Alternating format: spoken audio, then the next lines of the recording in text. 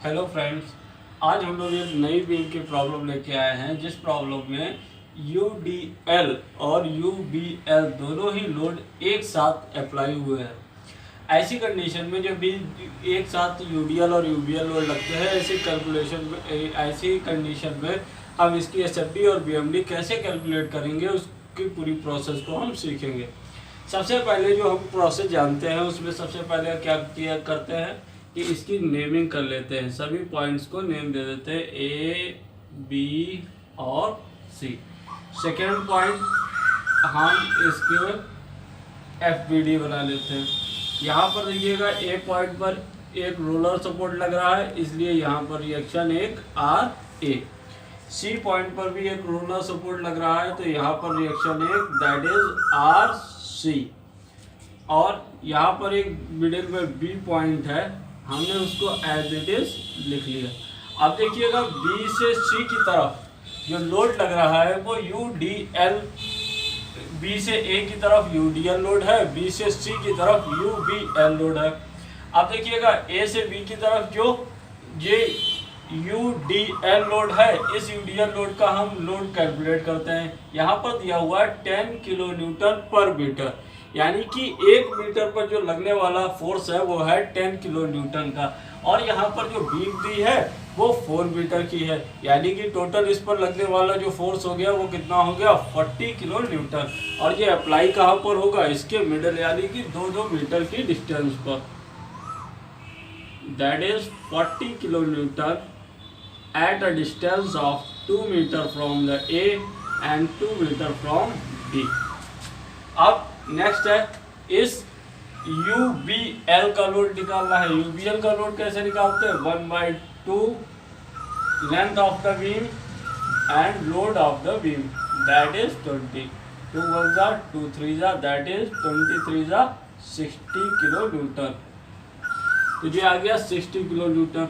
अब देखिएगा जो हमें इसमें जो 90 एंगल मिल रहा है वो C की साइड से मिल रहा है, इसलिए C की साइड से डिस्टेंस B/3 और B की साइड से 2B/3, यानी कि यहाँ पर डिस्टेंस जो कितना है that is 6/3 that is 2 metre, यानी कि C की तरफ से ये डिस्टेंस हो गई 2 मीटर और B की तरफ से ये डिस्टेंस हो गई 4 मीटर। अब ये हमारे जो फोर्स थे जो कि UDL और UBL फोर्स थे ये पॉइंट लोड में कन्वर्ट हो गए। अब हमने क्या करना है, अब इसके बाद जो हमारा नेक्स्ट प्रोसेस है, यहाँ पर दी हुई रिएक्शन RA और RC की वैल्यू हम कैलकुलेट करते हैं। इसके लिए हम क्या करते हैं, सबसे पहले इसके लिए हम sum of the vertical force करते हैं।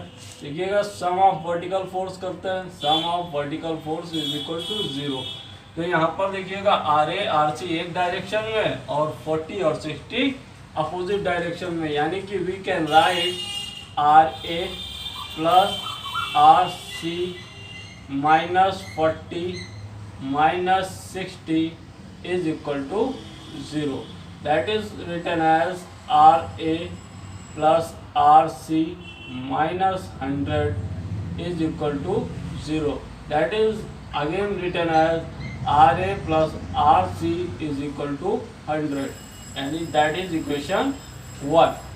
अब देखिएगा ये हमारी इक्वेशन 1 आ गई। अब हमने क्या करना है, इन दोनों की अननोन की वैल्यू निकालनी है, इसलिए हमें एक और इक्वेशन की आवश्यकता होगी, इसलिए हम मूवमेंट का सम भी 0 कर देते हैं। तो sum of movement about point A is equal to 0 कर देते हैं। A के अबाउट मूवमेंट का सम 0 करते हैं।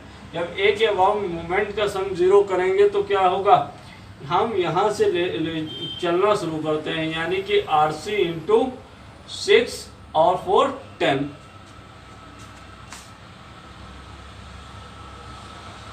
नेक्स्ट फोर्स 60 का है और डिस्टेंस 4 to 6 और 2 8।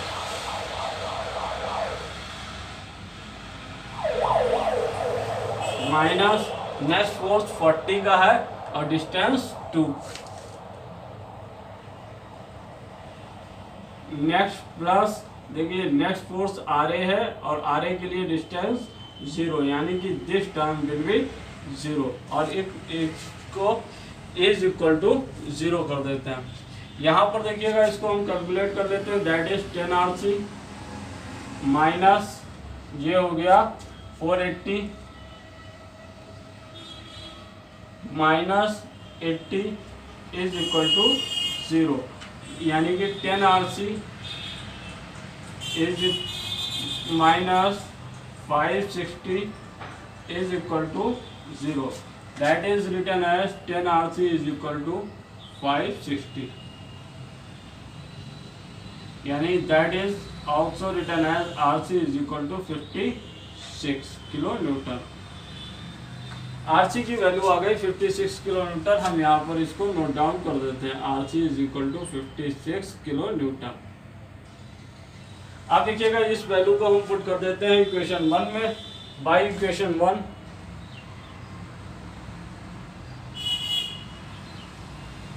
देखिएगा इक्वेशन 1 क्या कहती है, RA plus RC that is 56 is equal to 100. अब देखिएगा यहाँ से हम RA की वैल्यू निकाल सकते हैं. That is RA is equal to 100 minus 56 that is equal to 44 kilo newton. यहाँ से हमें RA की वैल्यू मिल गई. हमने यहाँ पर RA की वैल्यू लिख ली 44 किलो न्यूटन. अब इसके बाद हम इसके लिए शियर फोर्स और बेंडिंग मोमेंट की कैलकुलेशन करेंगे. हमने ये वैल्यू नोट डाउन कर ली है. अब हम इसको रफ करते हैं और शियर फोर्स और बेंडिंग मोमेंट की कैलकुलेशन करते हैं. देखिएगा अब शियर फोर्स कैलकुलेशन करने के लिए अब हमें यहाँ पर ये देखना पड़ेगा कि हमारे पास रिएक्शन की वैल्यू आ चुकी है. अब SFC. अब देखिएगा पहला पॉइंट क्या है हमारा, SF at point C point पर जो शियर फोर्स है उसके बारे में हम लोग डिस्कस करते हैं. देखिएगा C पॉइंट पर जो शियर फोर्स है वो कितना है. देखिएगा C पॉइंट पर जब हम देख रहे हैं तो हमने ऐसे हाथ रख लिया. इसका मतलब क्या है कि हमें सिर्फ और सिर्फ C पॉइंट दिखाई दे रहा है, यानी कि हमें कौन सा लोड दिखाई दे रहा है, सिर्फ और सिर्फ 56 किलो न्यूटन का जो रिएक्शन फोर्स है हमें वही दिखाई पड़ रहा है. इसके बाद हमने क्या किया, जब हम C के बाद नेक्स्ट पॉइंट पे आए दैट इज B पॉइंट पर आए तो हमने देखा कि जब हम B पॉइंट पर आ रहे हैं तो हमने देखा कि उस बीच में B से C के दौरान एक 60 किलो न्यूटन का और भी एक लोड निकल गया, यानी कि वो लोड भी इसमें इंक्लूड हो जाएगा. यानी कि that is 56 minus 60 that is -4. यहाँ पर -60 क्यों हुआ, क्योंकि इसकी डायरेक्शन अपोजिट है इसके, इसलिए इसको माइनस लिया गया. Next point SF at point A. अब जब हम A पर आते हैं तो देखिएगा यहाँ पर क्या होगा, दैट इज 56 माइनस 60 नेक्स्ट -40. और देखिएगा जब A पॉइंट पर आ जाते हैं तो A पर लगने वाला रिएक्शन दैट इज 44 इसमें ऐड हो जाएगा. तो जो अगर हम इसको कैलकुलेट करेंगे तो टोटल इसका जो वैल्यू आ गई वो आ गई 0 आ गई. अब हम इसके लिए यहाँ पर SFD ड्रॉ करते हैं.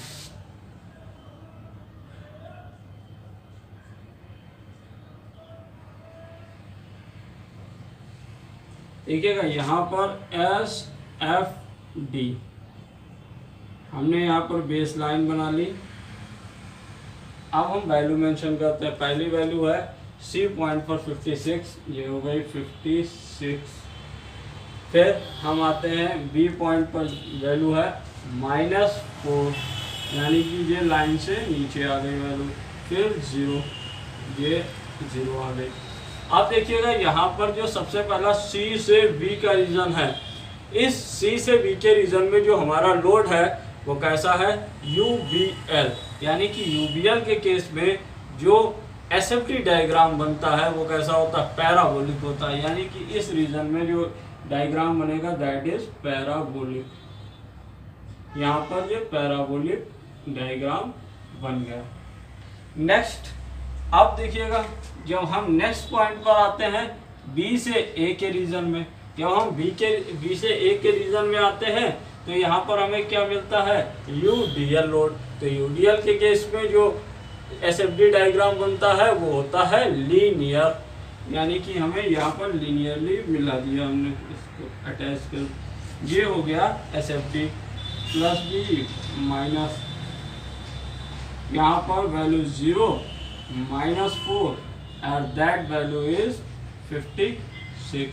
देखिएगा ये जो है हमारी बेस लाइन को एक पॉइंट पर कट कर रहा है, तो यहाँ पर हमने क्या करना पड़ेगा, हमने एक डिस्टेंस ले ली दैट इज x, और इस पॉइंट जहाँ पर हमने x डिस्टेंस ली उस पॉइंट को हमने कह दिया D पॉइंट।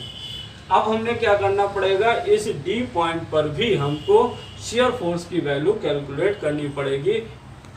देखिएगा यहाँ पर ये क्योंकि ये जो D है ये बेस लाइन को कट कर रहा है, यानी कि इस पॉइंट पर शियर फोर्स की वैल्यू 0 हुई। तो देखिएगा SF एट पॉइंट D क्या होता है, SF at point D is equal to, यहाँ पर SF एट पॉइंट D जब हम देखते हैं तो देखिएगा जब हम यहाँ पर D पे आते हैं तो D कहीं कुछ ऐसा पार्ट बना रहा है, यानी कि ये जो पूरी बीम है उसका एक छोटा सा भाग जो है ये D में आता है, जिसकी ये डिस्टेंस है दैट इज x, तो इसकी जो हाइट है वो हमने मान ली दैट इज h।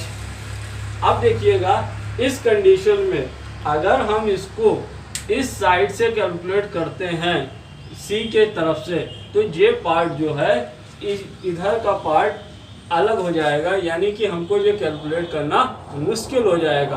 अब इस कंडीशन में हमारे पास एक ही ऑप्शन बचता है कि इस कंडीशन के में x की वैल्यू निकालने के लिए इस सवाल में हमें राइट साइड से चलना पड़ेगा, यानी कि a की तरफ से चलना पड़ेगा। ये खास ध्यान देने वाली बात है। अब यहाँ पर देखिएगा, यहाँ पर जो x की वैल्यू है, देखिए h की वैल्यू पहले हम निकालते हैं। देखिएगा एक ये ट्रायंगल है और एक ये है, इन दोनों में हम रेशियो, इनका ट्रायंगल लॉ का रेशियो लगाते हैं। देखिएगा सबसे पहले हमने यहाँ पर लिखा x upon h is equal to, यहाँ से 6 upon 20 that is equal to h is equal to, h इधर जाएगा that is 20/6x, that is also written as 10/3x। अब देखिएगा 10/3x आ गया यहाँ पर। अब यहाँ पर हमें क्या करना है, अब देखिएगा यहाँ पर जब हम इस पॉइंट पर आ रहे हैं, इस पॉइंट तक इधर से, तो एक तो लोड जो हमारा है 44 का लग रहा है, उसके बाद एक लोड -40 का निकल चुका। अब एक ये x मीटर की यूडीएल का भी लोड लग रहा है। x मीटर की यूडीएल का लोड कितना होगा, ये माइनस में होगा, तो -1/2 जो इसका यहाँ पर जो इसकी लेंथ है दैट इज x, और जो इसके लोड है दैट इज 10/3x।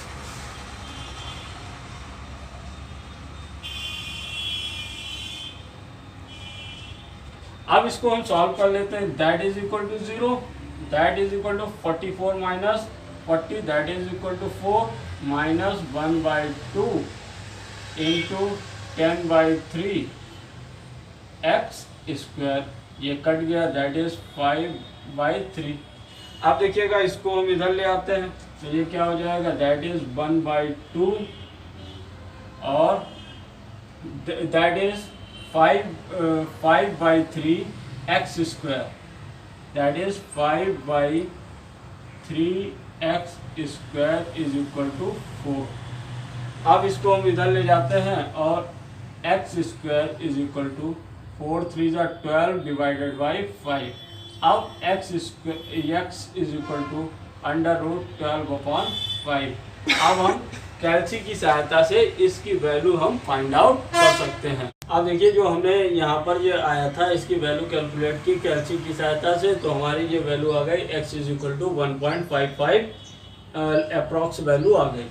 अब हमने क्या करना है कि जब हम बेंडिंग मोमेंट कैलकुलेट करेंगे तो एक अतिरिक्त पॉइंट इस पर भी, जो कि हमारा है D, इस पर भी बेंडिंग मोमेंट की वैल्यू कैलकुलेट करेंगे। अब हम बेंडिंग मोमेंट के लिए वैल्यू कैलकुलेट करते हैं। सबसे पहले हम बेंडिंग मोमेंट कैलकुलेट करते हैं BMC at point.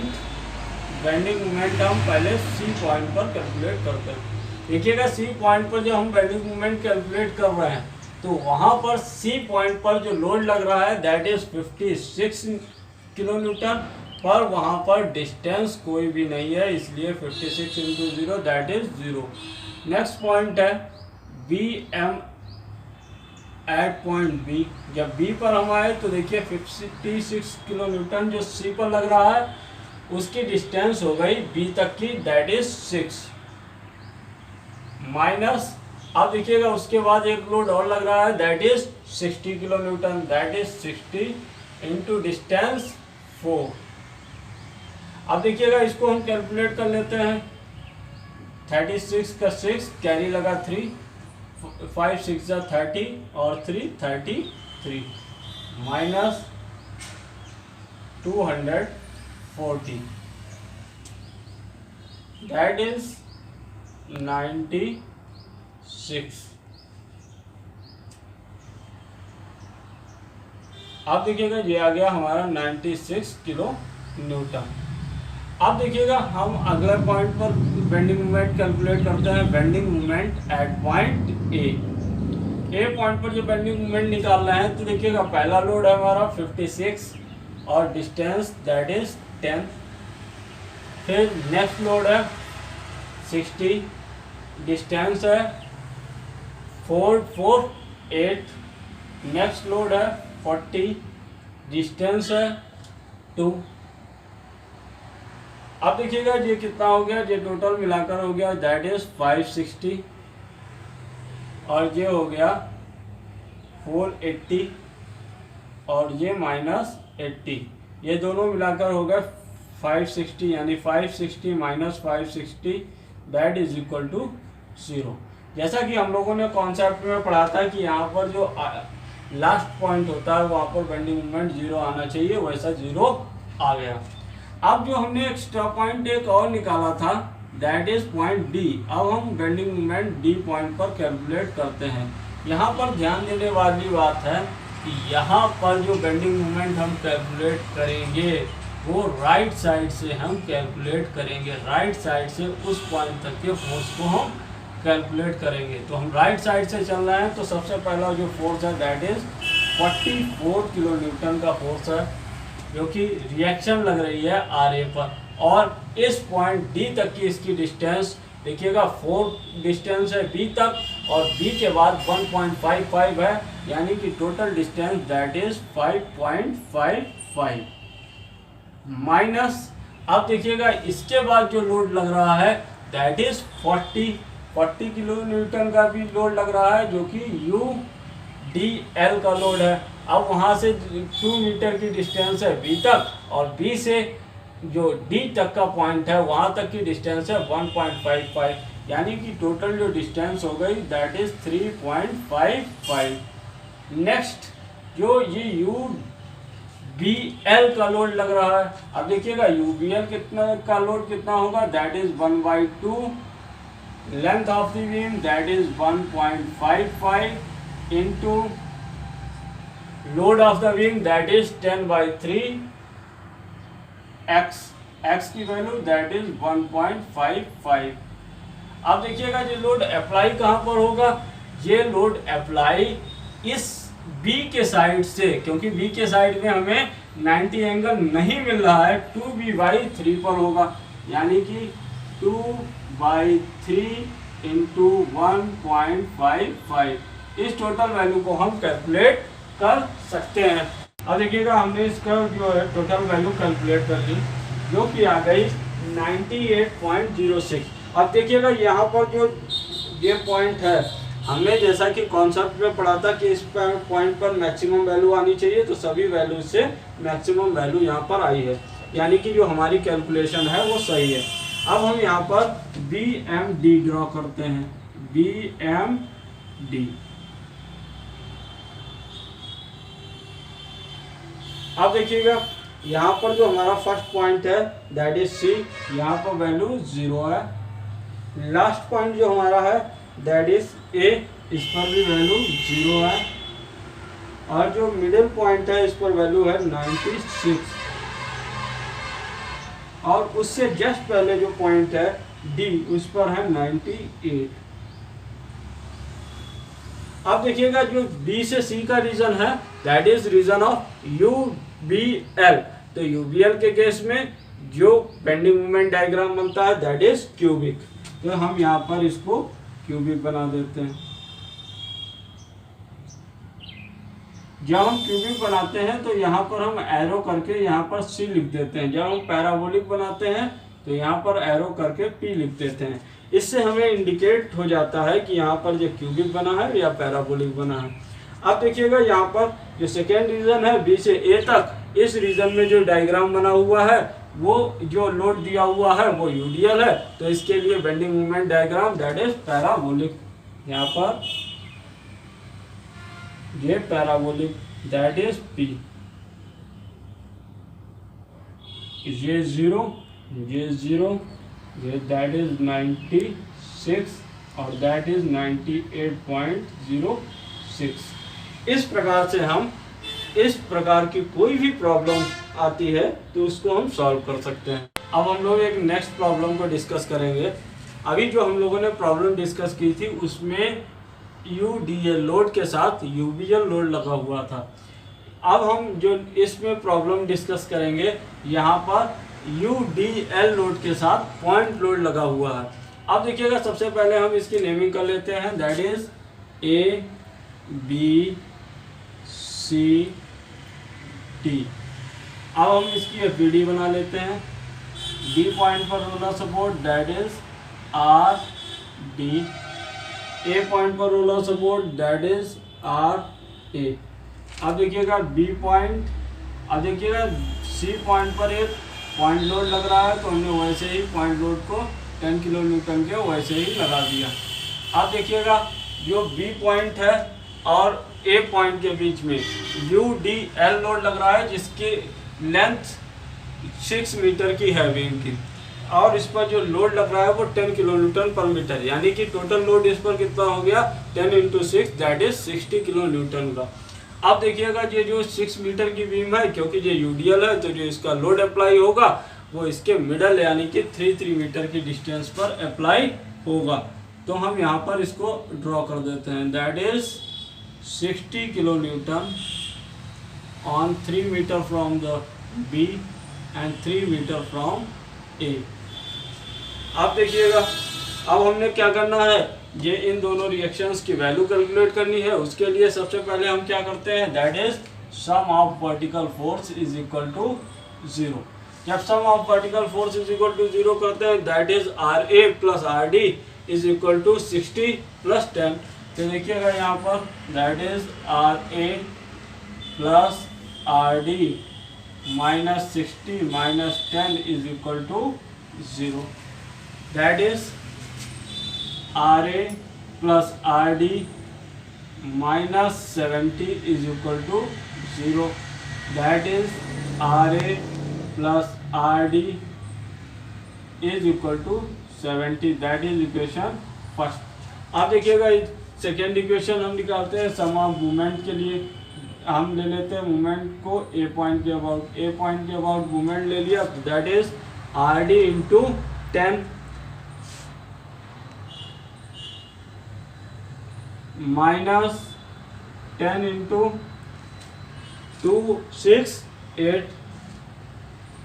Minus 60 into 3 and the final is plus RA into 0 that is equal to 0 and ये पूरी इक्वेशन को भी 0 के ऊपर। तो देखिएगा यहाँ पर क्या आ गया that is 10 RD minus 80 minus 180 is equal to 0 that is 10 RD minus 260 is equal to 0 that is 10 RD is equal to 260 यानी that is RD is equal to 26 kilo Newton. RD की वैल्यू आ गई 26 kilo Newton. हम इसको यहाँ पर mention कर देते हैं। अब देखिएगा इस वैल्यू को हम इक्वेशन 1 में पुट कर देते हैं बाई इक्वेशन 1।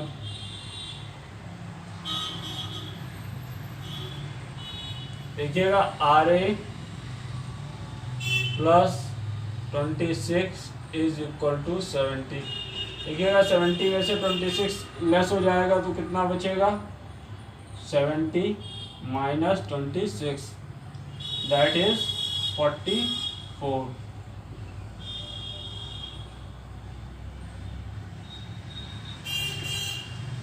यहाँ पर हम इस वैल्यू को मेंशन कर देते हैं, दैट इज 44 किलो न्यूटन। ठीक, इतना क्लियर हो गया। अब हम इसके आगे का जो प्रोसेस है शियर फोर्स और बेंडिंग मोमेंट की कैलकुलेशन करते हैं। देखिएगा शियर फोर्स और बेंडिंग मोमेंट की कैलकुलेशन करने के लिए हमें क्या करना पड़ेगा, शियर फोर्स और बेंडिंग मोमेंट की कैलकुलेशन करने के लिए सबसे पहले हमें यहाँ से चलना पड़ेगा डी पॉइंट से। देखिएगा कैसे, S F at point D. देखिएगा S F at point D पर कितना होगा, देखिएगा डी पर जब हमने यहाँ पर हाथ रखा तो सिर्फ हमें जे लोड दिखाई दे रहा है, दैट इज 26। नेक्स्ट पॉइंट पे आए that is S F at point C. जब हम सी पर आए तो कितना है, 26 minus 10 that is 16। Next point पर आए तो S F at point B. जब हम बी पर आए तो बी पर कोई एक्स्ट्रा लोड लग नहीं रहा है, इसलिए जो लोड पहले लग रहा था वही कैरी होगा, यानी कि that is 26 minus 10 that is equal to 16। Next point S F at point A. आप देखिएगा जब हम ए पॉइंट पर शियर फोर्स कैलकुलेट कर रहे हैं तो एक एक्स्ट्रा फोर्स 60 और आर ए और ऐड हो गया, that is 26 minus 10 plus minus 60 और प्लस 44। देखिएगा ये कितना हो गया, that is 70 minus 70 that is equal to 0, यानी कि इस पॉइंट पर जो शियर फोर्स आ गया वो 0 आ गया। अब हम इसका डायग्राम ड्रॉ करते हैं।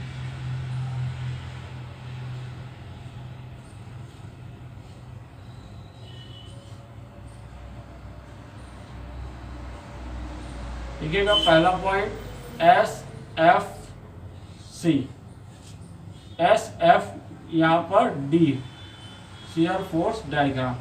सबसे पहले हम यहाँ पर बेस लाइन बना लेते हैं। पहले पॉइंट पे ए पॉइंट पे वैल्यू 0 है, 0 बना देते हैं। फिर बी और सी पॉइंट पर वैल्यू 16 है, यहाँ पर हम 16 वैल्यू बना देते हैं, और ए पर 26 है। देखिएगा डी से जो सी तक का जो रीजन है, इस रीजन में जो वैल्यू है वो पॉइंट लोड है वहाँ पर। तो पॉइंट लोड है, तो पॉइंट लोड के केस में हम जानते हैं कि पॉइंट लोड के केस में जो शियर फोर्स डायग्राम बनता है वो कांस्टेंट बनता है, यानी कि इट मीन्स हमें जो डायग्राम बनाना है वो कैसा, कांस्टेंट। तो हम यहाँ पर कांस्टेंट लाए, ये हमारी वैल्यू थी 26। अब यहाँ पर जो हम कांस्टेंट लाए तो यहाँ पर भी हमारी जो वैल्यू है दैट इज 26, लेकिन इस पॉइंट पर जो हमें वैल्यू चाहिए वो कितनी चाहिए, 16 चाहिए। तो हमने क्या किया, इसको 16 से यहाँ 16 तक ड्रॉप कर दिया। अब देखिएगा इस रीजन में सी से बी के रीजन में भी जो यहाँ पर लोड लग रहा है वो पॉइंट लोड है, इसलिए यहाँ पर इसको हमने कांस्टेंट बना दिया। अब देखिएगा यहाँ पर भी जो वैल्यू हमें चाहिए थी वो 16 ही है, तो ये हमारा यहाँ पर कंप्लीट हो गया। अब बी से ए के रीजन में जो हमें यहाँ पर डायग्राम ड्रॉ करना है वो कैसा है, बी से ए के रीजन में यूडियल लोड लग रहा है, यानी कि यहाँ पर जो डायग्राम हमें ड्रॉ करना है वो लीनियर होगा। तो हम इसको लीनियरली मिला देते हैं, ये 0, ये प्लस बीई, ये हमारा शियर फोर्स डायग्राम कंप्लीट हो गया। अब हम इसके लिए bending moment diagram, bending moment की कैलकुलेशन करेंगे और फिर इसका डायग्राम ड्रॉ करेंगे। देखिएगा बेंडिंग मोमेंट कैलकुलेशन BMC। देखिएगा BM एट पॉइंट डी से चलना शुरू करते हैं। देखिएगा जब डी पर है तो यहाँ पर एक लोड लग रहा है दैट इज 26 किलो न्यूटन। तो यहाँ पर ये लोड हो गया 26 और डिस्टेंस हो गई 0 दैट इज इक्वल टू 0। देखिएगा नेक्स्ट पॉइंट पर आते हैं BMC, सी पॉइंट पर आते हैं तो लोड है 26, डिस्टेंस है 2। और माइनस एक लोड और लग रहा है 10 जिसकी डिस्टेंस है 0, तो ये कितना हो गया, दैट इज 52 किलो न्यूटन। अब देखिएगा next Bm at point B. जब हम बी पर आते हैं तो देखिएगा नेक्स्ट क्या है, अब 26 की बी पॉइंट तक की डिस्टेंस हो गई, दैट इज 4, यानी कि 26 इंटू 4 माइनस 10 की डिस्टेंस बी तक माइनस 10 इंटू 2, और बी पर कोई अतिरिक्त लोड नहीं लग रहा है इसलिए हम इसको कैलकुलेट कर लेते हैं। तो ये हो गया 104 minus 20 that is equal to 84। अब हम final point that is Bm at point A calculate कर लेते हैं। जब हम ए पर बेंडिंग मोमेंट कैलकुलेट कर लेते हैं तो क्या होगा, 26 into 10 minus 10 into 6 to 8 minus 60 into 3 और प्लस आर ए इंटू 0।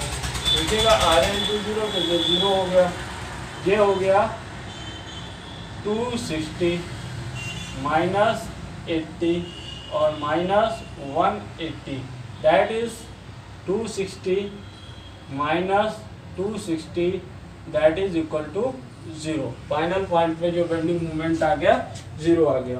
अब देखिएगा हम इसके लिए बेंडिंग मोमेंट डायग्राम ड्रॉ करते हैं, BMD। देखिएगा ये फर्स्ट पॉइंट पे 0, लास्ट पॉइंट पे 0 और मिडिल पॉइंट पर एक ये 84 आया और 52 है सी पॉइंट पर 52 और बी पॉइंट पर 84। अब देखिएगा डी से सी और सी से बी दोनों ही रीजन में पॉइंट लोड लग रहा है, यानी कि दोनों ही रीजन में जो डायग्राम बनेगा दैट इज लीनियर। ये लीनियर बन गया। अब देखिएगा बी से ए के रीजन में जो हमारा लोड है वो UDL लोड है। अब UDL लोड है तो इसमें जो बेंडिंग मोमेंट डायग्राम बनेगा दैट इज पैराबोलिक। ये पैराबोलिक हो गया। अब हम इसकी वैल्यू मेंशन कर देते हैं, that is equal to 0, that is equal to 0 और यहाँ पर that is equal to 54 and that is equal to 52 and last value है दैट इज 84 प्लस। ये हमारा कंप्लीट हो गया बेंडिंग मोमेंट डायग्राम। अब हम इस तरीके की प्रॉब्लम्स को सॉल्व कर सकते हैं। नेक्स्ट क्लास में जब हम इसके डिस्कशन करेंगे, आज जो हमने इस क्लास में डिस्कशन किया कि दो लोड जब एक साथ में एक ही बीम पर अप्लाई होते हैं लेकिन वो अलग अलग होते हैं, अलग अलग पॉइंट्स पे अप्लाई हो रहे हैं, तब उनके जो शियर फोर्स और बेंडिंग मोमेंट डायग्राम हम कैसे ड्रॉ करते हैं, आज हम लोगों ने ये सीखा। नेक्स्ट क्लास में हम ये सीखेंगे कि जो जब अलग अलग प्रकार के या तो दो पॉइंट लोड और यूडीएल या यूबीएल या यूबीएल पॉइंट लोड या तीनों एक साथ एक ही बीम में एक के ऊपर एक अप्लाई होते हैं, तो इस कंडीशन में वैसी बनने वाली जो सिचुएशन होती है उस सिचुएशन में हम शियर फोर्स और बेंडिंग मोमेंट की कैलकुलेशन किस प्रकार करेंगे, इस पर हम लोग नेक्स्ट क्लास में डिस्कशन करेंगे।